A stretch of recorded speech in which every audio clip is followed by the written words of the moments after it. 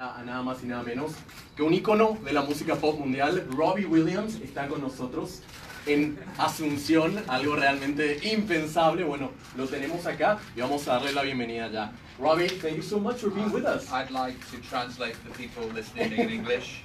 This is Robbie Williams. He was famous in the 90s. He used to be a lot thinner than this, now he looks old. How are you doing, everybody? Bueno, ¿cómo están? Pregunta. Anybody got any questions? We have a couple of questions. Tenemos unas cuantas preguntas, así que las vamos a ir traduciendo. We're going to be translating them. Okay, great. Okay. Vamos a comenzar con Belén Bogado. Belén Bogado es de Radio Aspen, que tiene la siguiente pregunta. Belén, adelante. Hola, muy emocionada. Acá Robbie. Hola.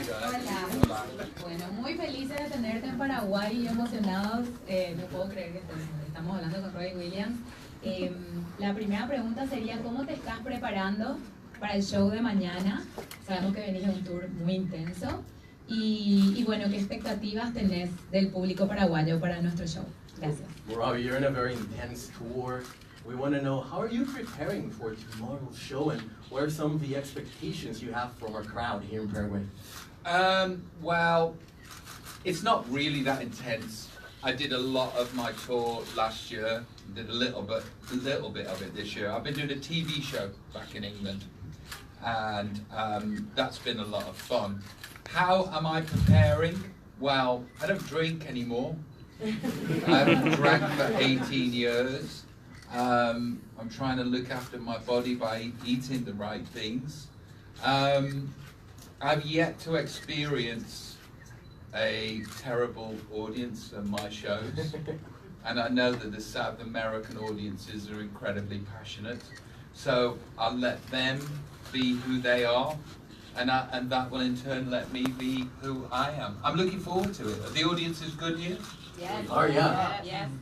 Bueno, nos está contando que él en realidad no tiene una gira muy intensa porque la mayor parte de la gira fue el año pasado, y que en realidad está en su tierra natal haciendo un programa de televisión, que sí, que también se está divirtiendo mucho, que está emocionado por el show de mañana, pero que quiere ver qué es lo que el público hace, justamente, quiere ver cuál es la respuesta que va a tener del público paraguayo, y bueno, por eso que nos hizo la pregunta si el público es bueno o no. Can I ask a question? Sure. So tomorrow, I'm going to have a cheat meal. Okay. Because I eat healthily. What's the cheat meal here that I should eat? Mañana se va a su permitido porque, bueno, está a dieta, dice. Entonces, ¿qué es lo que tiene que comer acá como su permitido? ¿Qué dicen?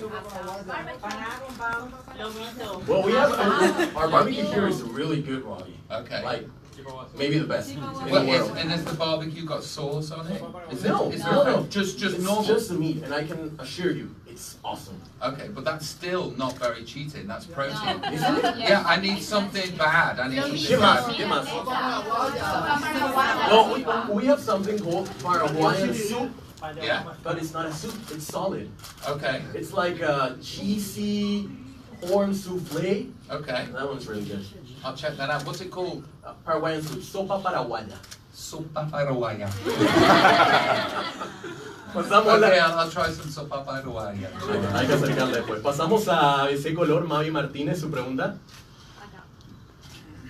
Bueno, hola Robbie, bienvenido. Hola. Bueno, si bien empezaste como artista pop, a lo largo de tu carrera adoptaste influencias del jazz, del swing o de las big bands.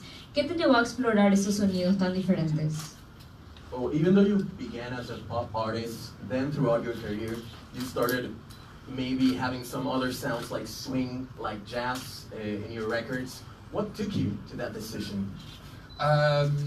The records that were in my home when I was growing up.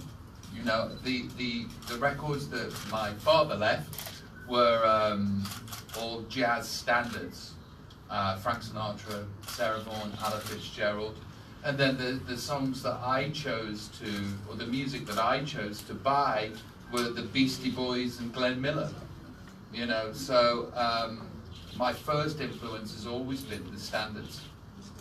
Bueno, está diciendo que él creció con esos álbumes que su papá tenía en la casa y que después cuando él ya pudo comprar sus propios álbumes, que también seguía con ese tipo de álbumes de standard jazz. Mencionó también a los Beastie Boys, que por lo visto también es fanático de los Beasties. Así que bueno, esa es la respuesta. Pasamos a última hora, Sergio Noé.